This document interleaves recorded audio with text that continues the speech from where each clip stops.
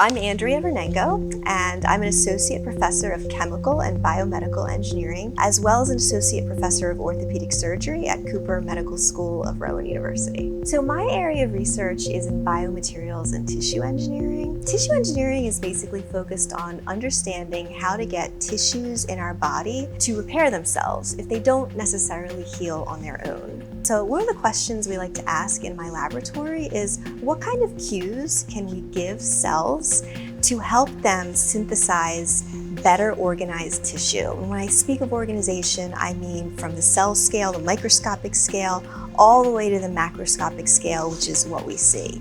And why organization is important is because that really determines the functionality of tissue. So we're 3D printing chondrosarcoma cells into three-dimensional hydrogels, and we're doing it in a specific spatial pattern, which is a ring. The reason we're doing that is we want to put them into a structure. All the cells can continuously communicate with one another and be in close spatial interaction. Because chondrosarcoma is a type of cancer that isn't very responsive to drugs and radiation. So we want to understand why, and the best way to do that is to put them in a three-dimensional construct where they're able to communicate with one another continuously. So I've been fortunate to have amazing mentors in my career, and the most important part of my job is to mentor and train the next generation of students because they are the future of medicine.